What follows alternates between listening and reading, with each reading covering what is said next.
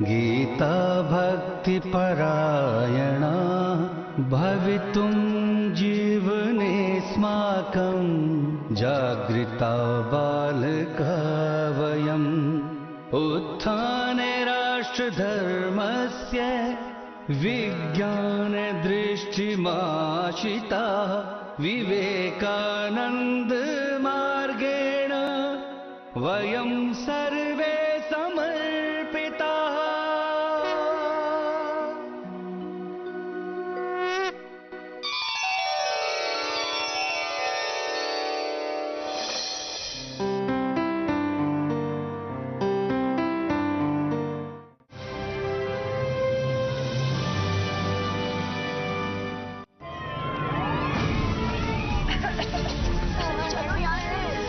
Short circuit. चलो चलिए चलिए। Come on, move, move. Boys! पर मैंने तो आग ना पकड़ने वाला वायर लगवाया था। ऐसी कोई वायर ही नहीं है। पर आर काबिल का पायरेक्स वायर न काला जहरीला धुआं छोड़ता है न कभी आग फैलने देता है। आर काबिल, अकलमंद बनो, सही चुनो।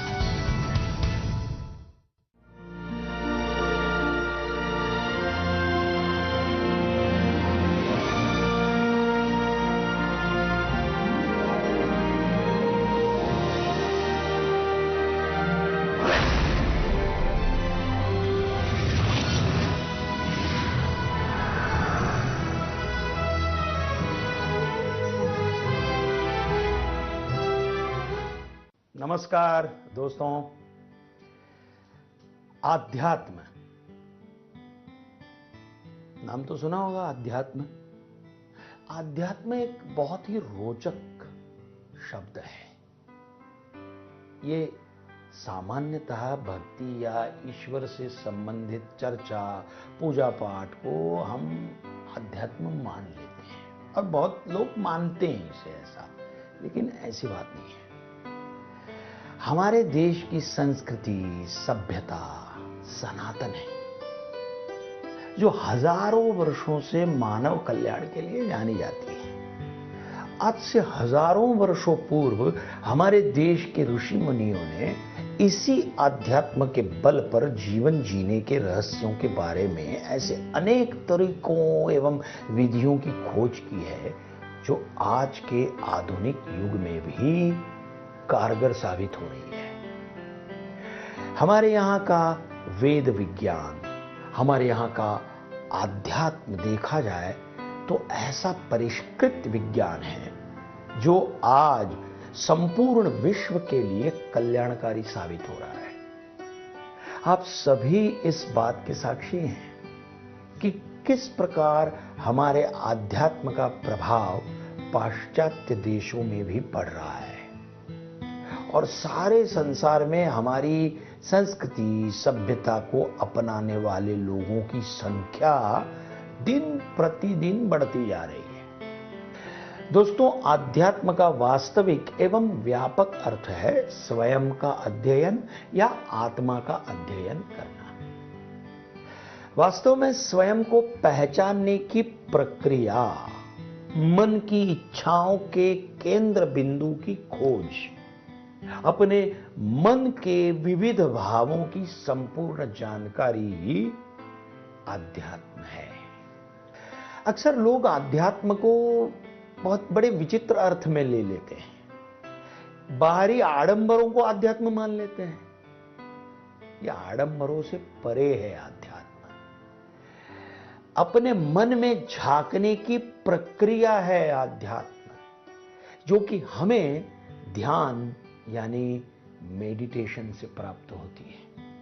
दोस्तों, ये आध्यात्म हमारे जीवन जीने का मार्ग प्रशस्त कर देता है, हमारे जीवन को खुशहाल बनाता है। तो आइए हमारे आध्यात्म का अध्ययन करते हैं और जीवन को अधिक उपयोगी एवं कल्याणकारी बनाते हैं। धन्यवाद। शिक्षा सिखाती है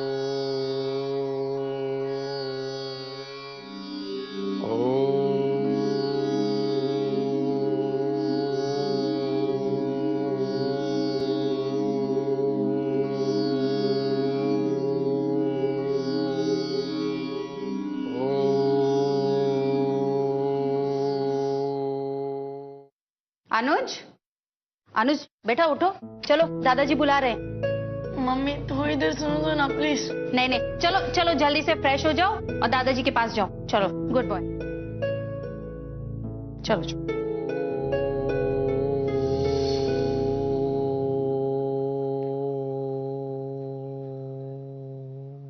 गुड मॉर्निंग दादाजी। अनुज, ओम कहा करो। जब तुम किसी को गुड मॉर्निंग कहते हो तो तुम उसके लिए कुछ अच्छा नहीं कर सकते। आप भी ना दादाजी। क्यों? मेरी बात सही नहीं लग रही है? अगर ऐसा है तो यूनिवर्स के निर्माण की बिग बैंग थियरी पढ़ लो। और वैसे भी आजकल के बच्चे साइंस पे ज्यादा यकीन करते हैं। पढ़ लूंगा दादाजी, अगर टाइम मिले तो। चलो अनुज, मेरे साथ कपालभाति करो।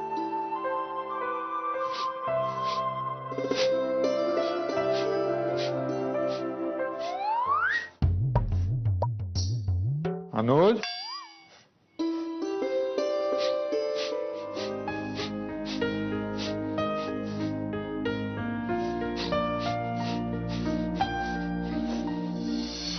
इंसान और वस्तुओं में भेद समझाने वाला पहला शब्द है चेतना, और इस चेतना को जानना ही आध्यात्म है। या सरल शब्दों में कहें तो स्वयं को जानना ही आध्यात्म है। आध्यात्म एक बहुत बड़ा और कठिन विषय है। इसे छोटी उम्र में समझना थोड़ा मुश्किल है, लेकिन लक्ष्य जितना बड़ा हो हमें अपनी कोशिश उतनी जल्दी शुरू कर देनी चाहिए, क्योंकि हर आने वाला पल हमें अपने लक्ष्य से एक कदम पीछे कर देगा। वैसे भी एक छोटे बीज को मिट्टी में बोकर ही एक बड़े पेड़ की उम्मीद की जाती है, और अगर ये बीज आध्यात्म की मिट्टी में बोया जाए तो इसकी जड़ें एक बार फिर सारी दुनिया में फैल सकती हैं।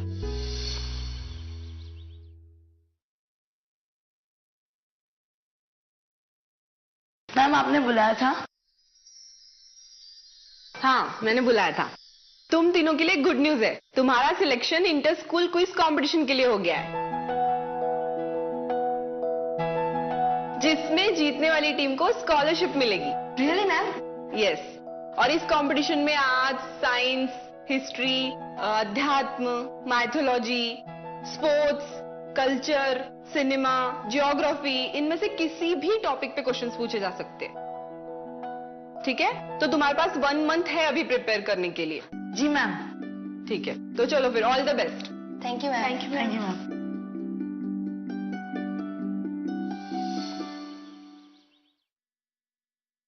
पूज्य महाराज जी कहते थे, सदगृहस्थ आश्रम में रहते हुए ग्लानि होने लगे, अश्रुपात होता हो, कंठ अवरुद्ध होता हो, तो समझना कि अरे आ गए अनुज। आरंभ हो गया। मम्मी, आपको नहीं लगता कि हमारा घर किसी आश्रम से कम नहीं है? मम्मी, आपको नहीं लगता कि किसी को अपने मन मुताबिक कभी कुछ देखने के लिए मिलना चाहिए? ये सब भी जरूरी है अनुज, और पापा जी ने कभी भी हमें अपने मन मुताबिक कुछ देखने के लिए मना किया है? सॉरी मम्मी, मैं तो भूल ही गया था कि आप तो दादाजी से दीक्षा ले चुकी हैं। उनके सपोर्ट में तो बोलोगी ही ना। रुक, अभी तुझे बताती हूँ। अनुराग में ये सब कुछ आ जाता है। उसमें धर्म, नियम, सत्संग, भाव सभी विद्यमान होंगे। अनुराग के प्रथम चरण में पारिवारिक मोह बाधक बनता है। दादाजी, थोड़ी देर म्यूजिक चैनल या कोई कार्टून लगा दो ना। बस ये भगवत जी का आखिरी अध्याय चल रहा है, इसके बाद देख लेना। किंतु आगे प्लीज ना दादाजी। वो देखता है कि इन मधुर। ये लो, तुम आजकल के बच्चे भी ना सिर्फ कार्टून के पीछे पड़े हो।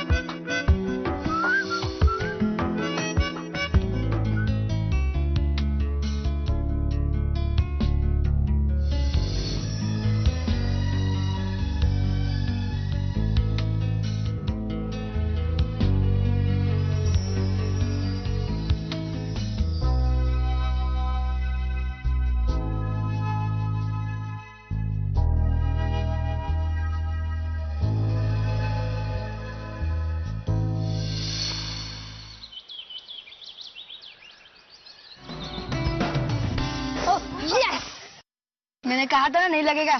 और 2 चांस बाकी है।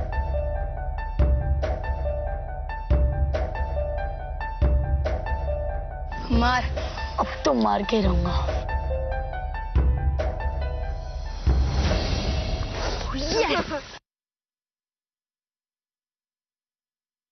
लो, ध्यान से मार, लास्ट चांस है, याद है ना?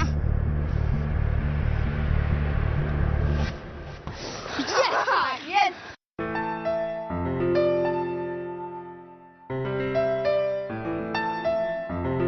क्या खेल रहे हो बच्चों? हम निशान लगा रहे दादाजी। अच्छा, मैं भी लगाऊंगा निशाना तो। आप रहने दीजिए दादाजी, मेरा तो एक भी बार नहीं लगा, आपका क्या लगेगा? अरे बॉल तो लाओ।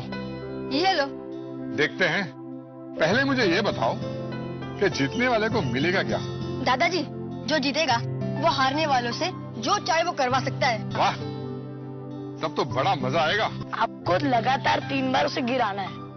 मेरा एक बार, राहुल का एक बार, और इसका तो एक भी बार निशाना नहीं लगा। चलो देखते हैं।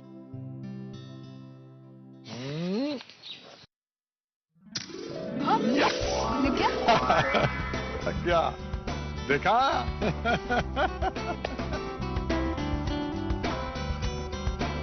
चलो लाओ दूसरी बात। दादाजी, दूसरी बार ना आपको 5 कदम पीछे जाके मारना है। हाँ, 5 कदम पीछे जाना पड़ेगा। हाँ, 5 कदम। 1 2 3 4 5। ठीक है।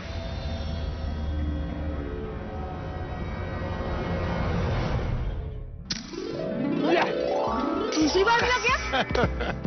दूसरी बार भी लग गया, देखा?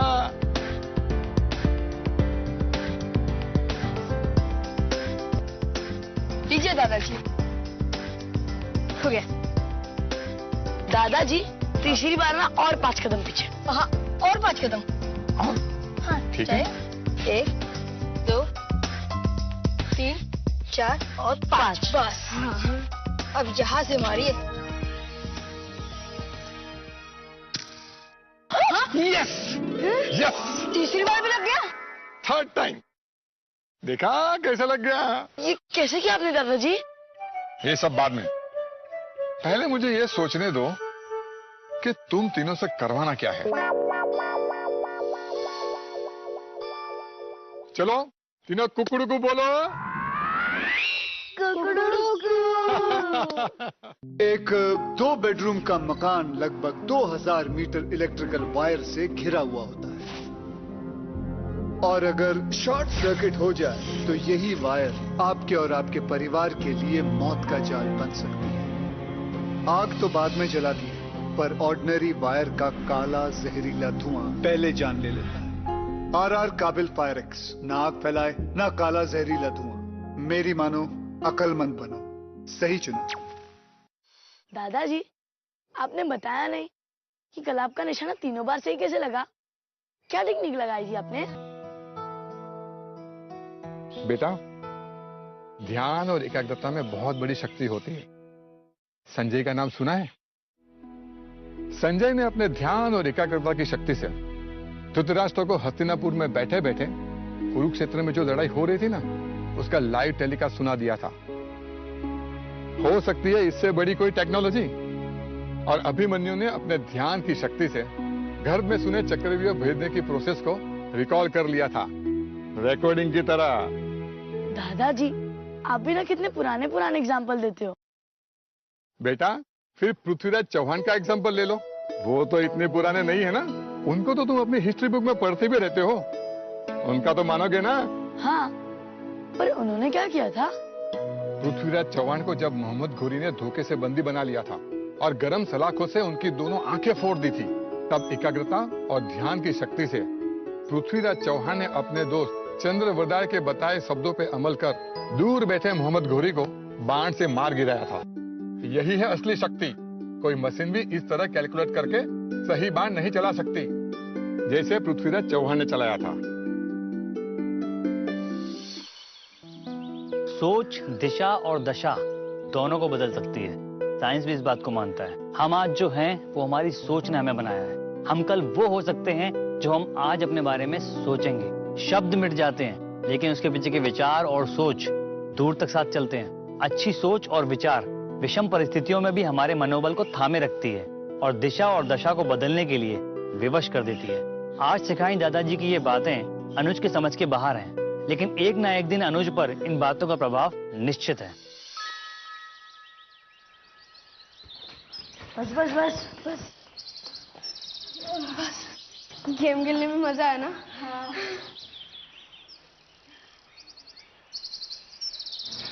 क्या दवाई भी क्या था? हाँ।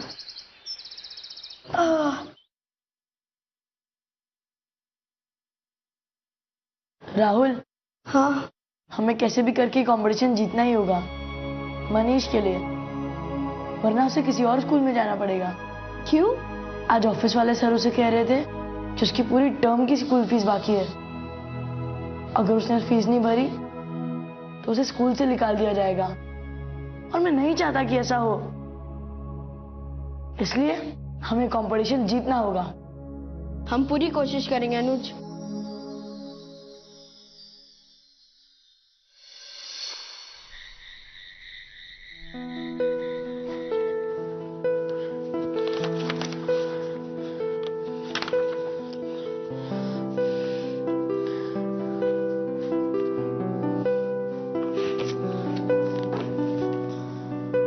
क्या पढ़ूं?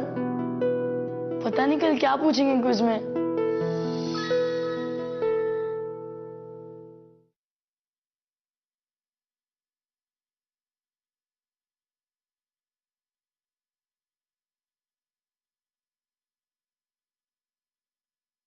क्या हुआ योद्धा, कल की परीक्षा के लिए तैयार? मुझे डर लग रहा है दादाजी। अरे ये तो अच्छी बात है, क्योंकि असफलता का डर ही सफलता की ओर लेके जाता है। रानी लक्ष्मीबाई को झांसी छीन जाने का डर ना होता तो वो कभी अंग्रेजों के सामने अकेले लड़ पाती। अंग्रेजों का गुलाम बनना उनके लिए सबसे बड़ी असफलता थी, जिसे उन्होंने अंतिम समय तक नहीं स्वीकारा। और मैं जानता हूं तुम कल अपनी परीक्षा में अच्छा ही करोगे। मैं पूरी कोशिश करूंगा दादाजी। Very good.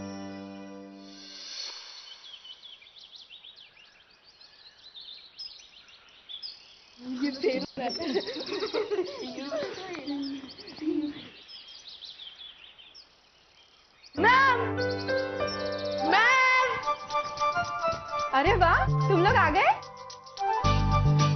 मैम, आज हमारी टीम जीत गई। हाँ मैम, और आज हमारी टीम सिर्फ अनुज की वजह से जीती है।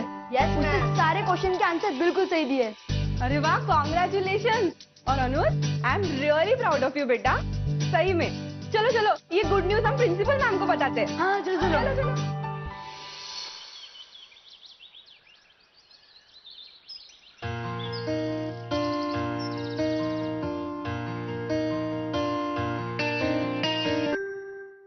टीम सी को कॉन्टेस्ट में बने रहने के लिए और जीतने के लिए आखिरी 5 प्रश्नों के सही जवाब देने होंगे। तो ध्यान से सुनिए, ये दोहा किसने लिखा है? जाति न पूछो साधु की, पूछ लीजिए ज्ञान। मोल करो तलवार का, पड़ी रहने दो म्यान।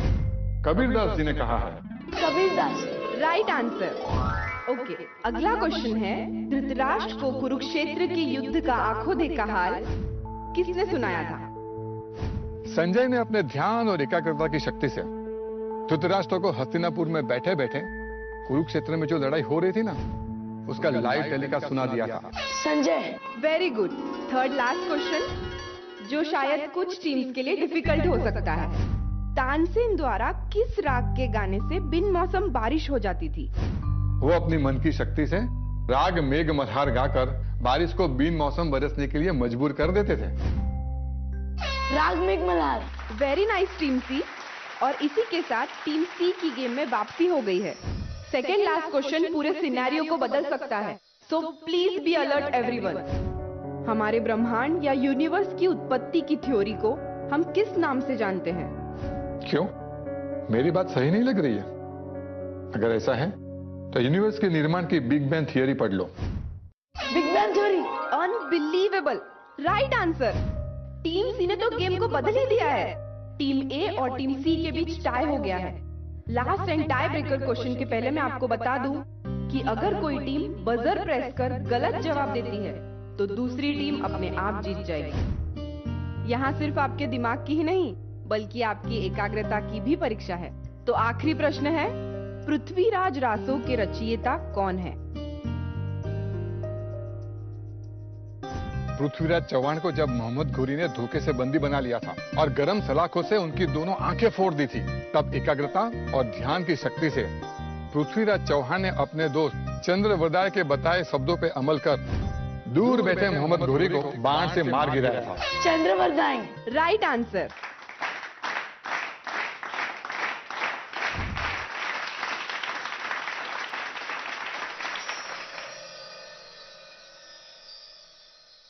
ये लीजिए पापा जी आपकी चाय।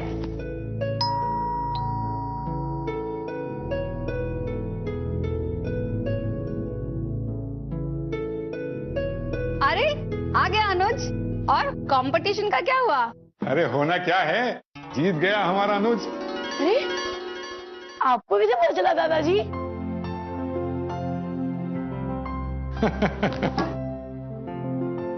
मुझे पूरा विश्वास था कि तुम ही जीतोगे। दादाजी आपको पता है जब कंपटीशन शुरू हुआ ना तो मुझे कुछ भी याद नहीं था, पर जैसे टीचर ने क्वेश्चन पूछना शुरू किया मुझे एक एक करके सारे आंसर याद आ गए। बेटा, रोज सुबह सुबह मैं तुम्हें जो योगा सिखाता हूँ ना, ये उसी का नतीजा है।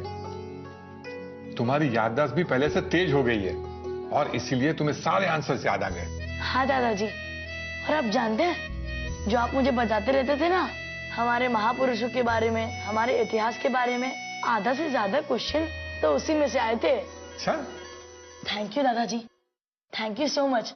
मैं आपकी वजह से ही जीता हूँ। अब तो मान गए ना कि योग में कितनी शक्ति है। हाँ दादाजी। और दादाजी कल से आप नहीं, मैं आऊंगा आपको जगाने योग के लिए।